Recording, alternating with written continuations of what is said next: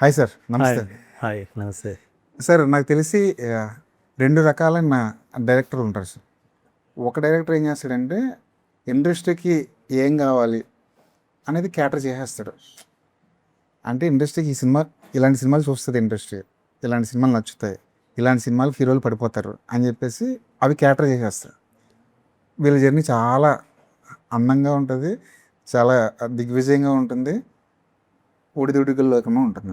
ఇంకొకళ్ళు ఉంటారు, ఇండస్ట్రీ ఎలా ఉన్నా, నేను ఎలా ఉన్నా నాకు ఇది నచ్చుతుంది, నేను ఇవి చూస్తాను కాబట్టి ఇలాంటి కథలే చెప్తాను అని చెప్పి మొండి పట్టుదలతో ఉండే డైరెక్టర్లు కొంతమంది ఉంటారు. నాకు తెలిసి మీరు ఖచ్చితంగా రెండో కోవకి చెందిన దర్శకుడే. సో ఈ ప్రయాణంలో ఎప్పుడైనా లేదులే మనం ఒకసారి రూట్ మార్చి చూద్దాం అని ఎప్పుడైనా అనిపించిందో? అంటే అనిపిస్తుందండి ఎప్పుడెప్పుడు. అంటే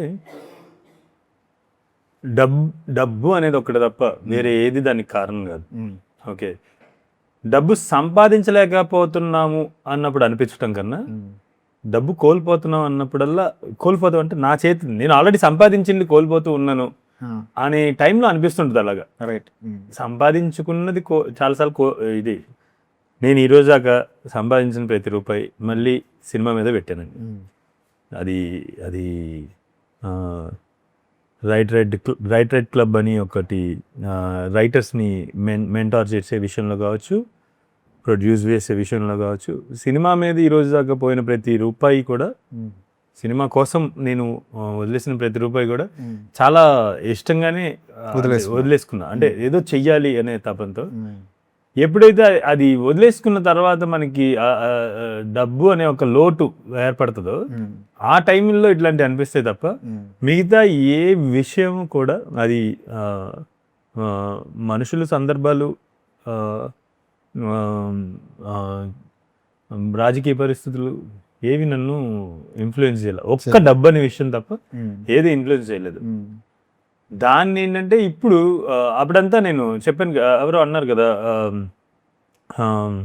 when you are young you have to be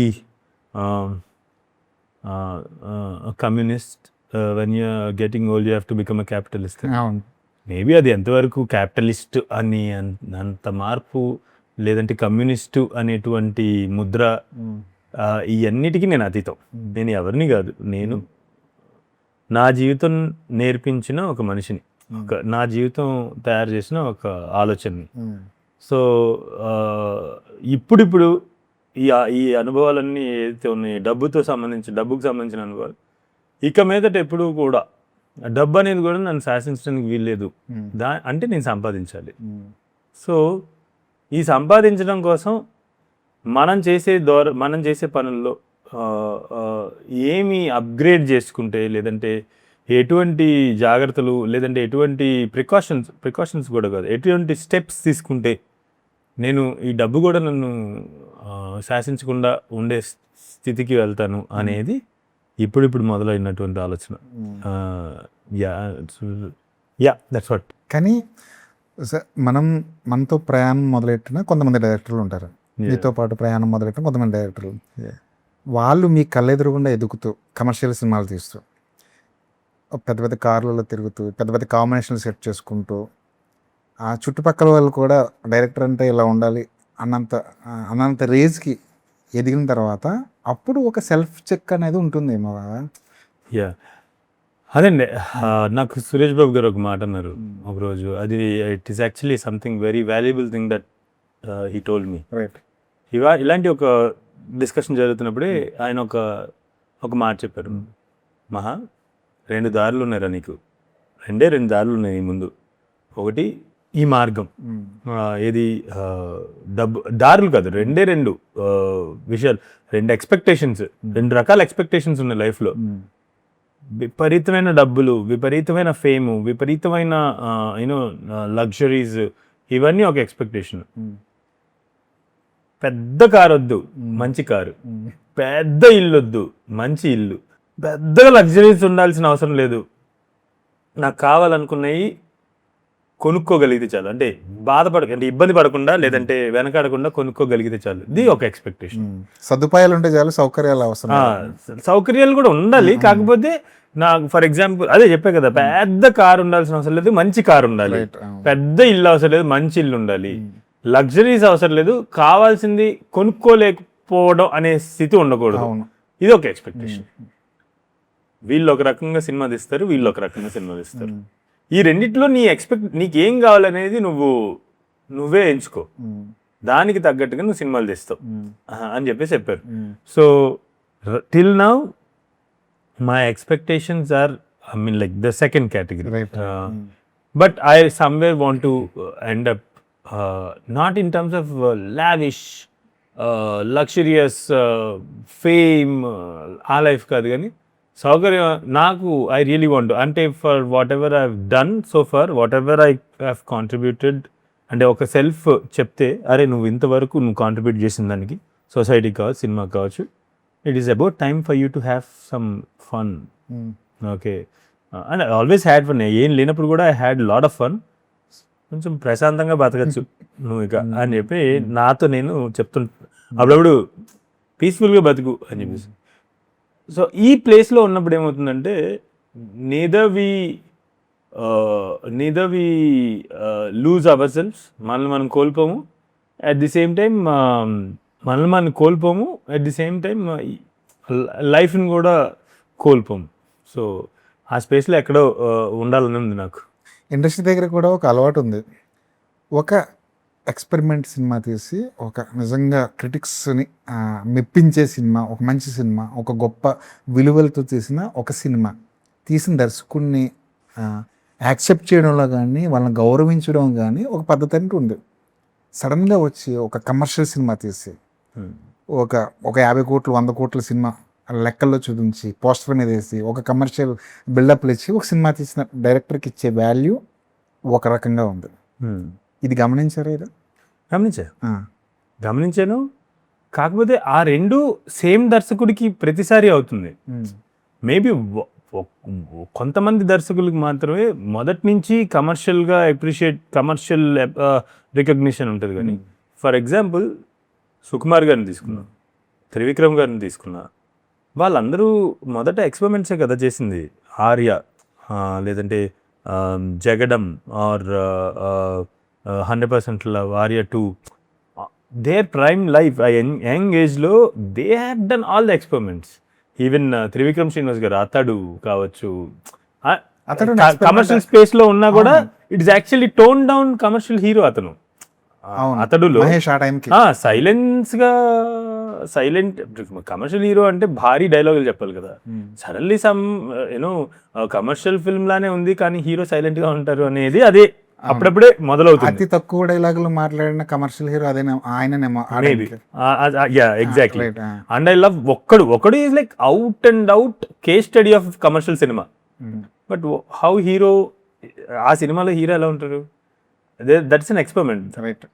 later మీరు గుణశేఖర్ గారిని కావచ్చు, త్రివిక్రమ్ గారిని కావచ్చు, సుకుమార్ గారిని కావచ్చు, వాళ్ళు నా వయసులో వాళ్ళు లైక్ నాకన్నా నాకు ఇంకా కొంచెం ఉంది, ఇంకా వయసు ఉంది. వాళ్ళు చేసిన వాళ్ళు ఐ థింక్ 40s mid-40s దాకా they are also experimenting a lot. అదే మీరు అన్నట్టు సుకుమార్ గారు స్టార్టింగ్ లో ఆర్య అలాంటి లవ్ స్టోరీ చూడడం మనకి పూర్తిగా కొత్త. జగడం పూర్తిగా అసలు న్యూ కాన్సెప్ట్ కదా. అంటే యంగ్స్టర్స్ ఎలా ఇన్ఫ్లుయెన్స్ అవుతారు వయలెన్స్ కి అనేది. అవును. అసలు ఆ రోజుల్లో ఆ కథ చెప్పారని నేను ఇప్పటికీ నమ్మలేకపోతున్నా. నాకు నమ్మసకంగా ఉండదు. ఎందుకంటే ఇప్పుడు కూడా అదే జరుగుతుంది. యంగ్స్టర్స్ వయలెన్స్ కి ఈజీగా లోన్ అయిపోతుంది. Basically getting attracted so lot. కానీ ఆయన 15 సంవత్సరాలు 20 సంవత్సరాలు అయి ఉంటుంది ఆ సినిమా వచ్చి. 20 సంవత్సరాల క్రితం సుకుమార్ గారు లాంటి వాళ్ళు ఆ సినిమా తీశారంటే నేను ఇప్పటికీ నమ్మలేకపోతున్నా. సో ఆల్ దేర్ లైఫ్ నా బాధ కూడా అదే. మీరు అంటే వాళ్ళని ఏమనట్లేదు, జనరల్గా ఇండస్ట్రీ పర్స్పెక్టివ్ ఏమంటున్నానంటే మా సీనియర్స్ అందరికీ ఆ ప్రివిలేజ్ ఇచ్చారు. అంటిల్ సర్టెన్ ఏజ్ మీరు మీ ఎక్స్పెరిమెంట్స్ ఏంటరా, మీరు పెద్దోళ్ళు అయిన తర్వాత మీరు కమర్షియల్ సినిమా తీసి మా ఇండస్ట్రీకి మేము మీకు ఇచ్చింది మాకు తిరిగి ఇచ్చేయండి అనేది. అంటే బేసిక్లీ టైం ఇచ్చారు. ఫస్ట్ టైం ఇచ్చారు కదా. for some reason we are so unlucky, that our generation is so unlucky that we are not having that fun of experimenting with our thoughts, or ఈ ఏజ్లో వచ్చే థాట్స్ 45 తర్వాత all responsibilities, 45 తర్వాత 45 are like 50, let's say 50 తర్వాత 50 వరకే time మనకి experiment చేయడానికి. 50 తర్వాత all responsibilities and paying backs అంటే ఈ జర్నీలో మనకి సపోర్ట్ చేసి మనతో పాటు ఉన్న ప్రొడ్యూసర్స్ని వాళ్ళకి పే బ్యాక్ చేయాలి in terms of like numbers. ఆ రెస్పాన్సిబిలిటీస్ అని అప్పుడు కదా మాకెందుకు ఈ వయసులోనే why should we rush so much? Why my generation of directors can't have that privilege or that fun of experimenting with our thoughts and bring in some new stuff? It's almost like becoming competing with our seniors in terms of scale, in terms of ఇప్పుడు కొత్తగా ఒక script రాసుకుని వచ్చేవాడు ఖచ్చితంగా బాహుబలిని target చేయాలి, పుష్పని target చేయాలి. అండ్ ఆల్సో ఆ ప్రాబ్లం అంటే ఇదేమి ఒకళ్ళు చేస్తున్నదని కాదు, even in our generation or like నా యంగ్ డైరెక్టర్స్, మా తోటి డైరెక్టర్స్ అందరిలో కూడా there is no need for us to compete with them because we will become them. Like Rajamouli గారు, సుకుమార్ గారు, త్రివిక్రమ్ గారు, గుణశేఖర్ గారు, ఈ పెద్ద డైరెక్టర్స్ ఎవరైతే ఉన్నారో వాళ్ళలాగా మనం అవ్వాలంటే వాళ్ళ బిగినింగ్ డేస్లో ఏం చేశారో అది మనం చేయాలి. వీ కెన్ కంపీట్ అంటే there shouldn't be any competition is what I feel. First of all అది పోటీ అనేది ఉండకూడదు. పోటీయే ఒకటితో ఒకటికి పోటీయే జరుగుతున్న అన్ని సమస్యలకి కారణం అనేది నా ఉద్దేశం. కానీ ఇప్పుడు వాళ్ళతో పోటీ పడాలనే తత్వం, ఇప్పుడు మన సీనియర్ ఒక బాహుబలి తీశారు, ఆయన విల్ లెర్న్ ఫ్రమ్ ఇట్. ఆయన ఏమేమి స్టెప్స్ వేశారు, స్టూడెంట్ నెంబర్ 1 వేశారు, మనం స్టూడెంట్ నెంబర్ 1 వేద్దాం ఫస్ట్ స్టెప్. ఓకే, తర్వాత నిదానంగా Yamadonga, Chatrapathi, Simhadri, let us take steps.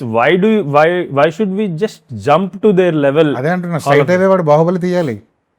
ఎందుకు నాకు అర్థం కావట్లేదు. అంటే బేసిక్లీ అదే అగైన్ ఎక్స్పెక్టేషన్స్. సురేష్ బాబు గారు చెప్పినట్టు ఆ రెండు ఎక్స్పెక్టేషన్లో మన ఎక్స్పెక్టేషన్ ఏంటి అనేది అది డిసైడ్ చేస్తుంది పాత్ని. అండ్ ఫలానా వాళ్ళు ఇలానే ఉండాలని కూడా నేను అనట్లా, ఇది ఎవరి individual.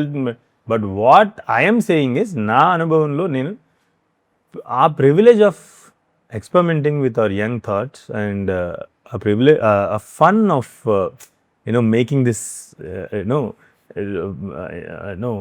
creating something new, bringing in something new into the industry, అది కోల్పోతున్నాము అని అంటున్నా తప్ప, అది కోల్పోతామేమో అంటున్నాం తప్ప వాళ్ళు చేస్తుంది వాళ్ళు తప్పు అని అనట్లేదు నేను. రైట్. ఇప్పుడు ఇది వరకు మీరు అన్నట్టు ఒక కొత్త డైరెక్టర్ వచ్చి ఎక్స్పెరిమెంట్ చేసి ఫెయిల్ అయినా సరేలే వీడు ఏదో ట్రై చేసాడు, వీడికి ఇంకొక ఛాన్స్ ఇద్దాం అన్న దృక్పథంతో అప్పటి ఇండస్ట్రీ ఉండేది. ఇప్పుడు లేదు. ఇప్పుడు మీకు అంత సెకండ్ ఛాన్స్ లేదు. ఉంటే ఫస్ట్ ఆఫ్ స్ట్రైట్ అవే మీరు కొట్టాల్సిందే, అదే కదా.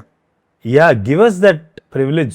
మా సీనియర్స్కి ఇచ్చిన ప్రివిలేజ్ మాకు కూడా ఇవ్వండి, మమ్మల్ని బిల్డ్ చేసుకునివ్వండి. మేము 10 ఇప్పటి నుంచి 15 సంవత్సరాల్లో మేము మా సీనియర్స్ స్పేస్కి వెళ్ళినప్పుడు మేము సీనియర్స్గా ఉన్నప్పుడు we will do whatever they are doing. For now, let us do what our seniors did, like enjoying the craft of filmmaking, learning the craft one film after the other film. Craft ni నేర్చుకుంటూ అర్థం చేసుకుంటూ ఉన్నాం. So ఇది ఎక్కడా లేకుండా అది expect చేయకూడదేమో అని చెప్పేసి అనిపిస్తుంది. మేబీ ఇప్పుడు నేను next film and also budgets అనేవి shouldn't be calculated according to the packaging అని నా ఉద్దేశం. It should be calculated according to the katha. అదే 100 కోట్ల సినిమా అంటేనే అది మాత్రమే పెద్ద సినిమా కాదు. అదే మీరు అనేది అంతేగా. ఒక చిన్న సినిమాకి కూడా 100 కోట్లు కావచ్చు. అది కనుక చిన్న సినిమా అంటే స్టోరీ వైజ్ చిన్న సినిమాకి కూడా ఇప్పుడు మనం చాలా సినిమాలు చూస్తాం, స్టోరీ ఈజ్ సింపుల్, ఇక్కడ A to B, but the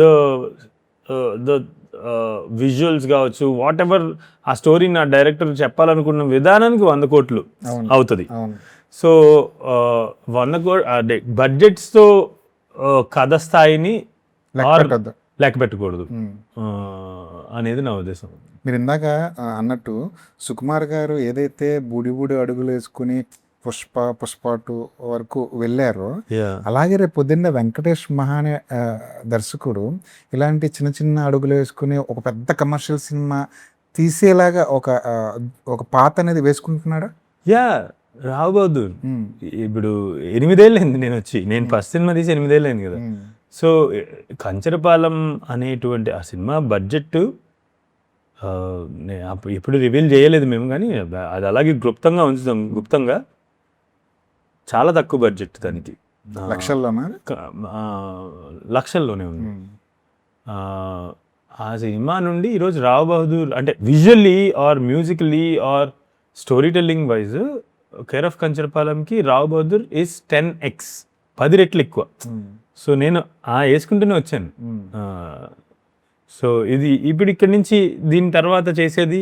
and రెండోది ఏంటంటే అదే చెప్పాను కదా, బడ్జెట్ కథ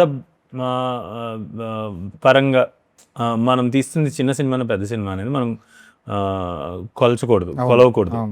సో నెక్స్ట్ సినిమా నేను మళ్ళీ వెళ్ళి కంచరపాలెం అంటే ఒక చిన్న సినిమా తీయచ్చు, ఆర్ లైక్ బాహుబలి లాంటి ఒక పెద్ద ప్రపంచం, ఒక రాజుల కథ ఏదైనా తీయచ్చు. Cinema could be anything. But A cinema తీసినా ఈ ఫన్ అయితే నేను ఎంజాయ్ చేసుకుంటూనే వెళ్తున్నా.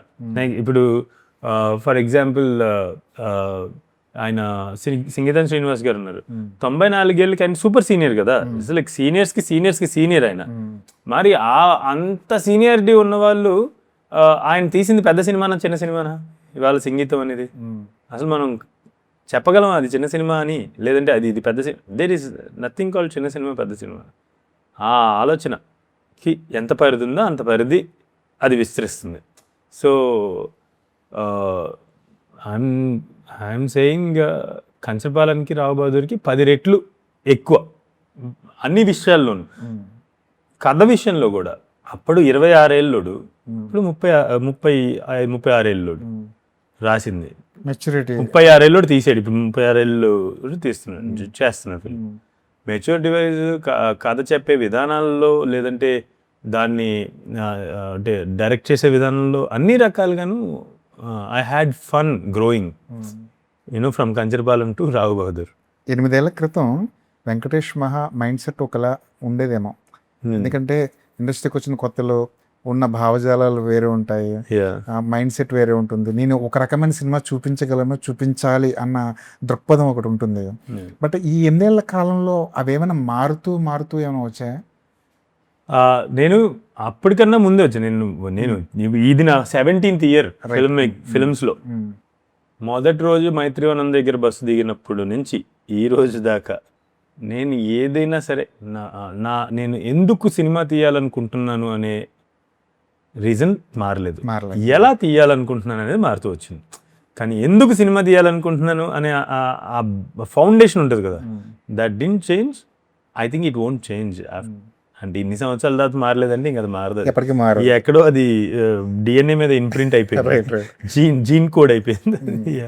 ఈ మధ్య ప్రయాణంలో అంటే మీలాంటి క్లాస్ సినిమాలు తీసే వాళ్ళకి, ఒక వాల్యూస్తో ఉన్న సినిమాలు తీసే వాళ్ళకి, ఒక నిర్దిష్టమైన ప్రమాణాలతో సినిమాలు తీసే వాళ్ళకి, ఈ మధ్యలో వచ్చే కమర్షియల్ సినిమాలు, గాలివాటంగా ఆడేస్తున్న సినిమాలు, లేదంటే కాంబినేషన్ పరంగా ఆడేస్తున్న సినిమాలు, ఇవన్నీ చూసినప్పుడు మీకేమైనా లోపల ఒక రకమైన ఫ్రస్ట్రేషన్ ఏమైనా ఉంటుందా? అది అప్పుడు ఎప్పుడు ఉన్నాయండి, అది ఎప్పుడు ఉంటుంది నాకు తెలిసి. అంటే ఇంకా so what I'm focusing on is not ఆ సినిమాలు అవుతున్నాయి, మేము తీయాలనుకున్న సినిమాలు అవ్వట్లేదు అనేది కదా. I'm not focusing on that.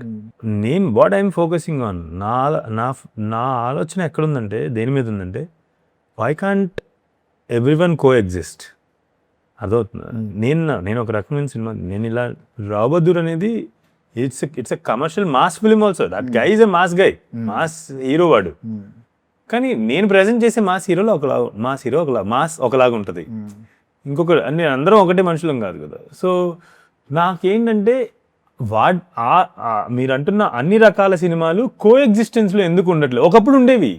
ఇప్పుడు ఫర్ ఎగ్జాంపుల్ ఒకప్పుడు మెగాస్టార్ సినిమా వస్తే అసలు అంటే నేను చాలా చిన్నపిల్లోడిని. నేను చాలా త్వరగా నేను పుట్టి పెరిగింది గాంధీనగర్లో, గాంధీనగర్ విజయవాడ. థియేటర్ల మధ్యలోనే మా ఇల్లు. మేము అక్కడే పుట్టి అక్కడే పెరిగా. ఇల్లు మారుతా ఉన్నాయి కానీ ఏరియా మారలేదు మేము. సో చిరంజీవి గారి సినిమా వస్తే కోలాహలంగా ఉండేది. అసలు మెగాస్టార్ సినిమా అంటే లిటరలీ నేను 5 రూపాయల టికెట్లో లైన్లో ఉన్నప్పుడు చచ్చిపోతామేమో బయటికి వచ్చే లోపల అనే అంత కిక్కిరిసిపోయేవాళ్ళు కదా జనాలు. శ్రీహరి గారి సినిమా వచ్చింది అనుకోండి, దేవా కావచ్చు, పోలీస్ కావచ్చు, సాంబా, తర్వాత భద్రాచలం, ఎంతూజియాజం ఆడియన్స్లో ఉన్న ఎంతూజియాజం సేమ్. అక్కడ 100 మంది వస్తే ఇక్కడ 50 మంది వస్తే వాళ్ళిద్దరిలో ఉన్న enthusiasm same. Because it is megastar Chiranjeevi, ఎంతవరకు రీచ్ అవ్వాలో అంతవరకు రీచ్ అవుతుంది. బికాస్ ఇట్ ఈస్ శ్రీహరి గారికి ఎంతవరకు రీచ్ అవ్వాలో అంత రీచ్ అవుతుంది. ఇంకా మిగతా ఎవరి పరిధిలో వాళ్ళు రీచ్ అవుతున్నారు. ఓకే, కానీ ఆ ఆడియన్స్కి ఎంతూజియాజం సేమ్. ఓకే, ఇప్పుడు ఈ 50 మంది శ్రీహరి గారి సినిమాకి వచ్చిన 50 మంది మెగాస్టార్ చిరంజీవి గారి సినిమాకి కూడా వెళ్ళుంటారు. ఆ సినిమా చూస్తున్నాము అనే enthusiasm is the same. It is just that వేరే రకమైన సినిమా చూస్తున్నాం. అది మనకి తప్ప ఆ తారతమ్యం ఆ సినిమా ఈ సినిమానే, ఆ సినిమా ఎక్కువ, ఈ సినిమా చిన్నది పెద్దది, మాస్ మసాలా లేదంటే కమర్షియల్ ఆర్ట్ అని తారతమ్యాలు మనం వేసుకున్నాం. కానీ for audience it is at the end of the day it's merely a story that they are watching. And ఎక్కడో మనకి ఏమంటే డిజిటలైజేషన్ స్టార్ట్ అయిన తర్వాత మనం వేసుకున్న ఈ లాంగ్వేజ్ అంతా, మనం రాసుకున్న ఈ లాంగ్వేజ్ అంతా ఆడియన్స్ కూడా అలవాటు చేసేస్తాం. సో దానివల్ల యాక్చువల్లీ ఈరోజు మీకు తెలిసిందే సినిమాలు కొంచెం ఎంత ఇబ్బంది పడుతున్నాం సినిమాలు తీయడానికి. అది ఎక్కడో it is something created by us only. The language was created by us.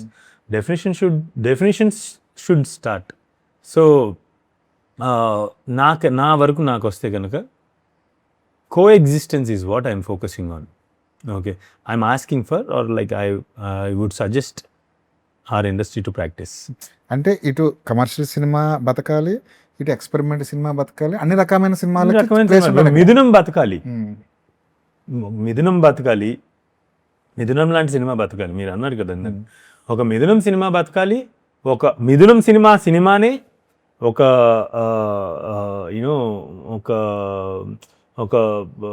For example అంటే మధ్యస్థంగా ఇప్పుడు లవ్ స్టోరీస్ ఉంటాయి, ఇట్లా రామ్ కామ్స్, ఇవి సినిమానే ఒక మెగా బడ్జెట్ సినిమానే. బాహుబలి లాంటి సినిమా అనుకోండి, మూడింటిని సినిమానే పిలుస్తారు కదా. అవునవును, మూడింటికి వేరు వేరు విలువలు అవసరం లేదని నా ఉద్దేశం. మూడింటిని సమానంగా విలువనివ్వాలి. ఎస్, లాభాలు వస్తాయి. మనం మిథునం తీస్తే ఆఫీస్ ఖర్చులకు వస్తాయి. ఇంకొక మధ్యస్థంగా ఉన్న అంటే కొంచెం మిడిల్ గ్రౌండ్లో ఉన్న మోడరేట్ బడ్జెట్ ఫిల్మ్స్ తీస్తే దాని పరిధిని బట్టి మనం ఇంకొక కొన్ని సినిమాలు తీసే అంత వస్తాయి. ఒక మెగా బడ్జెట్ ఫిల్మ్ తీస్తే అది రీచ్ని బట్టి దాని నుంచి వచ్చేవి మన బ్యాలెన్సెస్ పెరిగేంత వస్తాయి. It's like it is just that all kinds of cinema should coexist.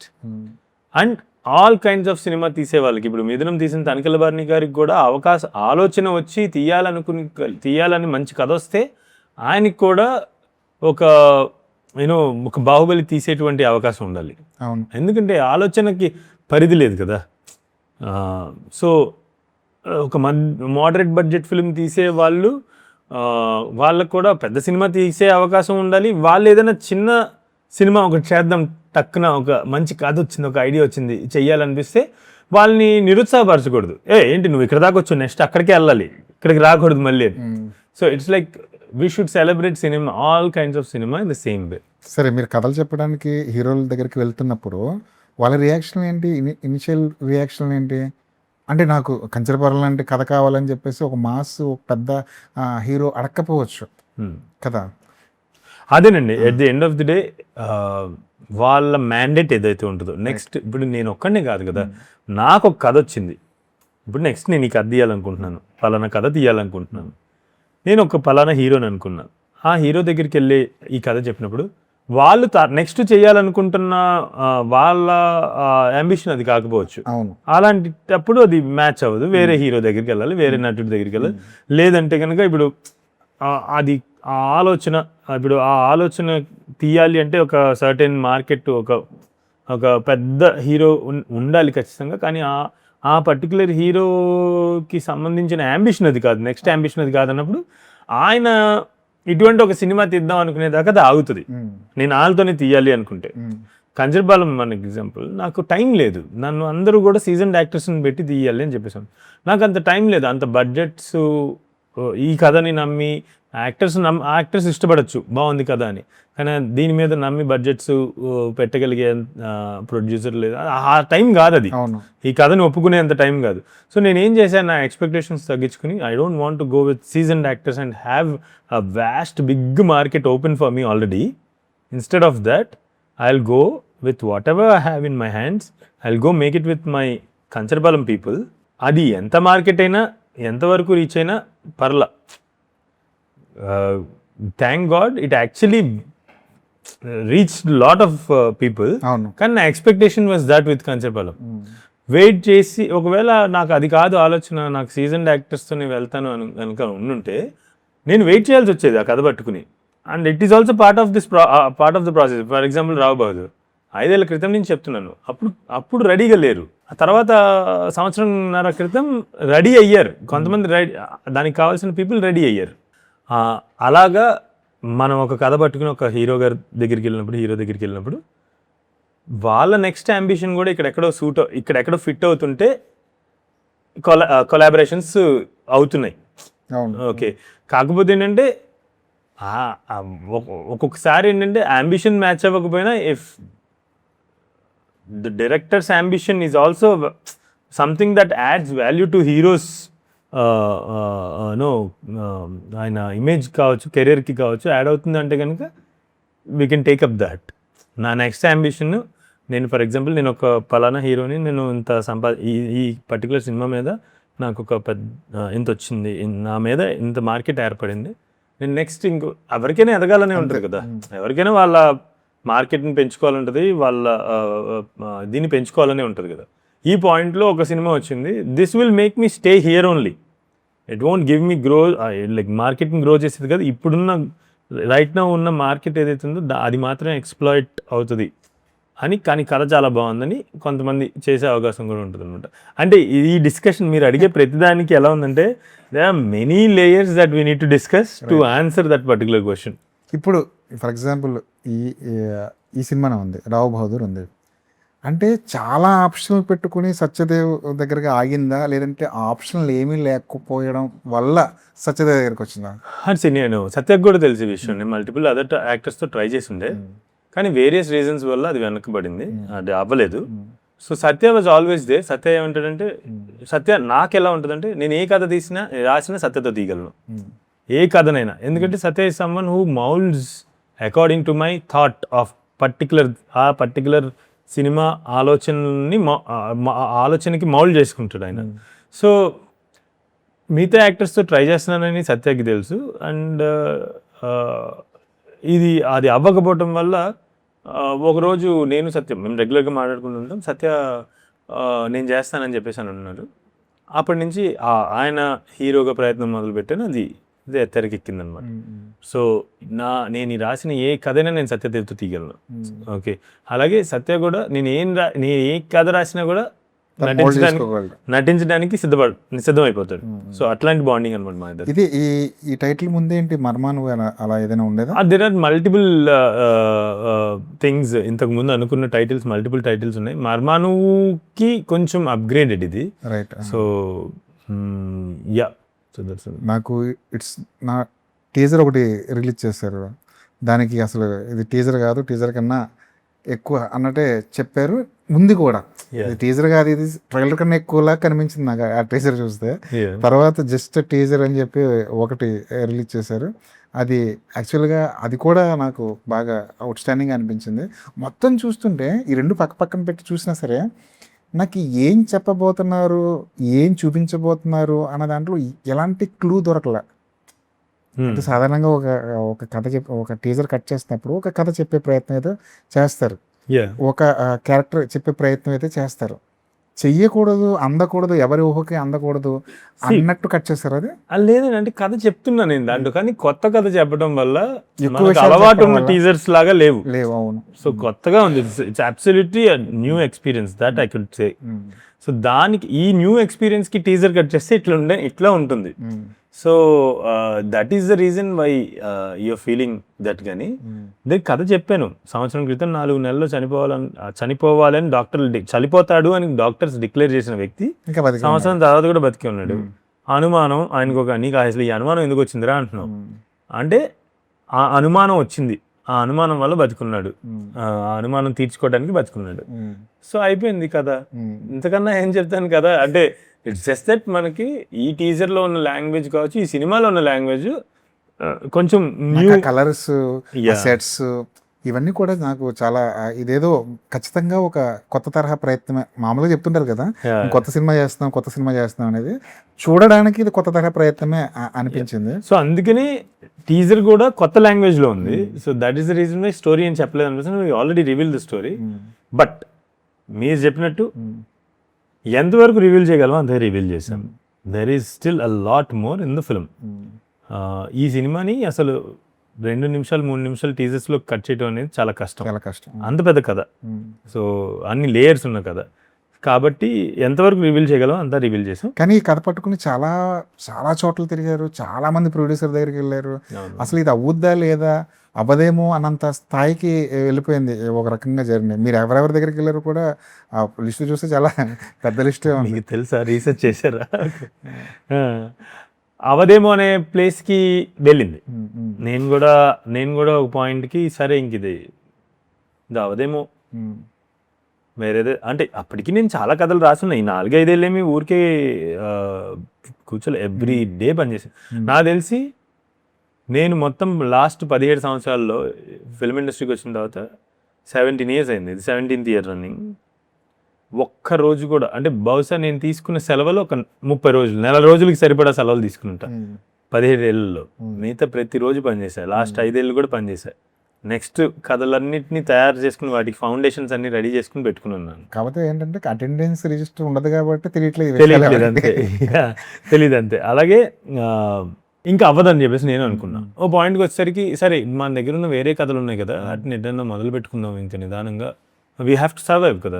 అప్పటికి నేను నా సంపాదన అంతా కూడా ఆఫీస్కే వెళ్తుంది.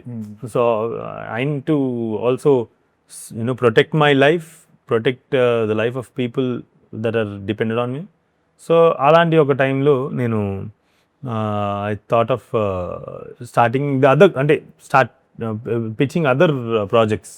అంటే మధ్యలో యాక్ట్ చేయడానికి కూడా కారణం అదేనా, లేదంటే ప్యాషన్తో వచ్చింది కదా? అంటే నేను యాక్టర్ అవ్వాలని వచ్చా, నేను ఇండస్ట్రీకి వచ్చినప్పుడు యాక్టర్ అవుదాం అనుకున్నా. కానీ నాకు సినిమా అంటే ఇష్టం. I can be part of any department in film. Next film కూడా if you ask me to be part of cinematography department, నాకు ఇంకేం పని లేదంటే నేను చేస్తాను. నాకేం ఐఎమ్ దాట్ పర్సన్ అనమాట.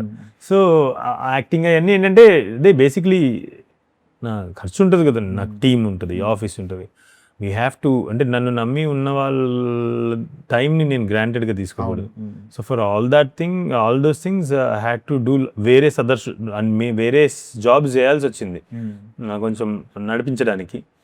సో అదే ఆ టైంలో నేను సరే ఇంకా మనము వేరేది పిచ్చేద్దాం అనుకున్న టైం, ఇంకా ఆల్రెడీ పిచ్చింగ్ మొదలు పెట్టాను, వేరే చెప్తున్నాను.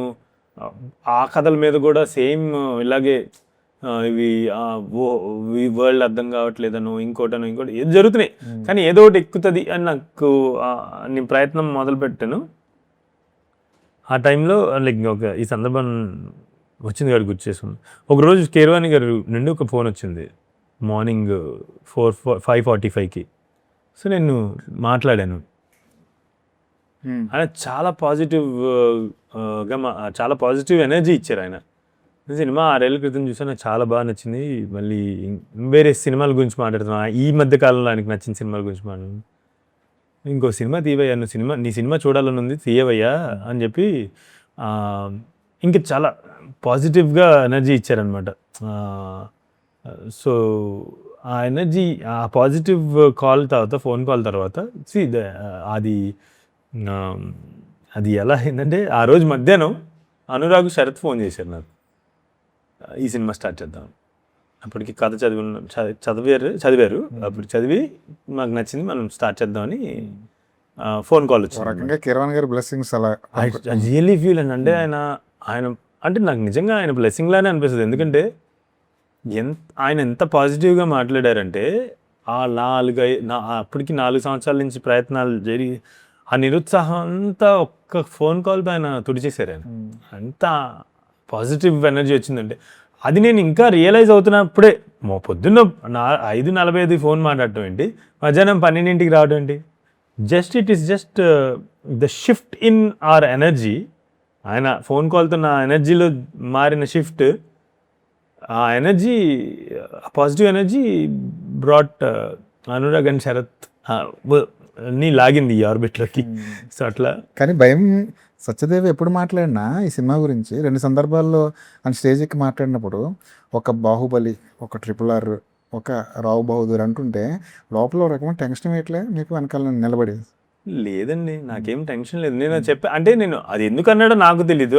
తను అంత నమ్మటం అనేది నాకు నిజంగా అదృష్టవంతుడు. నేను డైరెక్టర్గా ఈ సినిమా తను అంత నమ్మటం అనేది నాకేం టెన్షన్ అయితే ఏం లేదు ఆ విషయంలో. ఎందుకంటే మనం బాహుబలి అంతటి సినిమా తీయకపోవచ్చు రావు బహదూర్తో, ఆర్ RRR అంతటి పెద్ద సినిమా నేను తీయకపోవచ్చు రావు బహదూర్తో.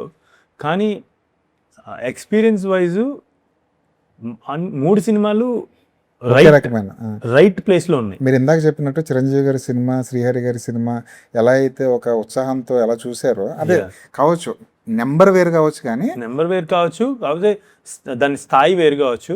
కానీ ఆ సినిమాలు ఈ 3 సినిమాలు బహుశా నాకు తెలియదండి. అంటే రాజమౌళి గారు ఎందుకు తీయాలనుకున్నారు బాహుబలి, బహుశా ఈ ఫండమెంటల్ గా ఈ సినిమా ఎక్స్పీరియన్స్ లెవెల్లో ఏమి ఇచ్చిందో బాహుబలి, ఏమి ఇచ్చిందో రావు బహదూర్ ఎక్స్పీరియన్స్, దానికి కొలమానం మనం ఇది అని చెప్పలేము. సో ఎక్స్పీరియన్స్ లెవెల్లో Rao Bahadur will give the same overwhelming majestic ఎక్స్పీరియన్సే ఇస్తుంది. సో అదైతే చెప్పగలను అన్నమాట. ఈ సినిమా తర్వాత ఒక వర్గం ఖచ్చితంగా మిమ్మల్ని ఏం తీస్తాడు ఈసారి మహా అని వెయిట్ చేయడానికి ఇదివరకు కన్నా ఎక్కువ ఉత్సాహంతో ఉంటారు. ఎందుకు అంటున్నానంటే ఈ మాట, ఒక సందర్భంలో మీరు ఒక కమర్షియల్ సినిమాని పోల్చి మాట్లాడారు కదా, అదే ఆ సందర్భం నాకు అర్థమైంది కదా. అంటే జనం ఒక పెద్ద సినిమాని అన్నాడంటే ఇతనేంది సినిమా తీస్తాడు అని చెప్పేసి వెయిట్ చేసే ఒకళ్ళు ఉంటారు ఇంకొంచెం ఉత్సాహంగా. మీరు ఖచ్చితంగా నేను ఇప్పుడు చెప్పబోతుంది నేను చెప్పినట్టుగా ప్రచారం చేస్తారంటే 100% నేను మీకు చెప్తా. 100%. ఆ రోజు నేను మాట్లాడింది అసలు కమర్షియల్ సినిమా గురించి కాదు. కాదు ఆ పీస్ని అట్లా తీసి దాన్ని అట్లా వాడకం జరిగింది. కానీ నేను ఆ రోజు మాట్లాడుతుంది అల్ట్రా వైలెంట్ ఫిల్మ్స్ గురించి. అండ్ ఏదైతే కమర్షియల్ సినిమా గురించి నేను ఒక స్టేట్మెంట్ వేసాను అన్నాను కదా, దాని తర్వాత దానికి ఎండింగ్ ఉంటుంది, దాన్ని కట్ చేసేసారు. కానీ మేము అలా తీయం. It's not about commercial cinema, it is about ultra violent films. నేను ఆ స్టేట్మెంట్ వేసా. దాని తర్వాత ఏం చెప్పాను, కానీ మేము అలాంటివి తీయము, ఇక్కడున్న 5 మేము తీయం. ఎందుకంటే we have social responsibility on us and we have that inbuilt social responsibility. ఎందుకంటే మేము అన్న సినిమా తీయలేము. ముందున్న వైలెంట్ సినిమా అనే పీస్ పోయింది, తర్వాత మేము తీయము. ఇది మాకున్న మాకు మీద సోషల్ రెస్పాన్సిబిలిటీ ఉంది కాబట్టి మేము తీయట్లేదు. We chose not to make those films. ఈ 2 తీసి దాన్ని ఒక్కటి తీసి దాని పైన ఇన్స్టా పోస్ట్, ట్విట్టర్ పోస్ట్ లాగా ఒక పోస్ట్ రాస్తారు కదా, దానిలో కమర్షియల్ సినిమా అని వీడు అనేసాడు. నేను అసలు ఆ రోజు మాట్లాడింది కమర్షియల్ సినిమా గురించి కాదు, it is about ultra violent films. అదేనా? సో దాన్ని కాంటెక్స్ట్ మార్చి ఉపయోగించడం జరిగింది అనమాట. దట్ నేను ఏ రోజు అనలేదు అన్నమాట. అండ్ అది తెలియక నేను ఎక్కడ జస్ట్ ఆ పీస్ని పెట్టి దాని మీద కమర్షియల్ సినిమా అని అనేసాడు అని చెప్పేసి ప్రచారం జరగటం వల్ల నా స్నేహితులు, నా చుట్టూ ఉన్న జనాలు, నాతో పాటు ఉన్న చాలామంది ఏది కనిపిస్తే అదే నమ్ముతాం కదా. సో అది నిజం అనుకుని వాళ్ళ భావాలని వ్యక్తం చేయటం, కమర్షియల్ సినిమాని నేను ఏదో నేను ఆ రోజు మాట్లాడింది కమర్షియల్ ఫిల్మ్స్ గురించి కాదు. I was talking about that statement was about ultra violent films. Right. ఈ స్టేట్మెంట్తో క్లారిటీ ఒకటి వచ్చే అవకాశం ప్లీజ్. ఎందుకంటే ఒక మనిషి 3.5 సంవత్సరాలు తన ప్రపంచం మొత్తం నేను కాని ఒక మనిషిగా నన్ను చూస్తున్నప్పుడు లోపల నా మనసులో నా మైండ్లో ఎంత జరుగుంటుందో నాకే తెలుసు. అది నేను అంత చేశాను కాబట్టి మీరు అందరూ అర్థం చేసుకోవాలి అని నేను అడగట్లా. నేను ఏ రోజు అడగలేదు కూడా అది.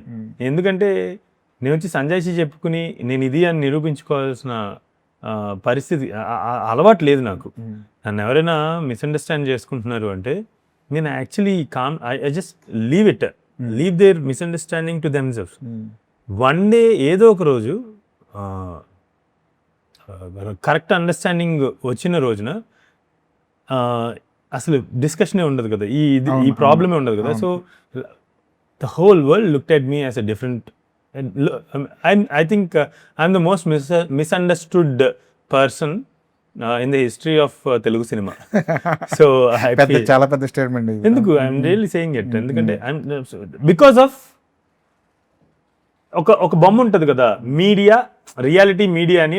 ఎవరో వెనకాల ఏదో పరిగెడుతుంటే కాలుని కత్తిలాగా ప్రొజెక్ట్ చేస్తాడు. అదే జరిగింది నా విషయంలో కూడా.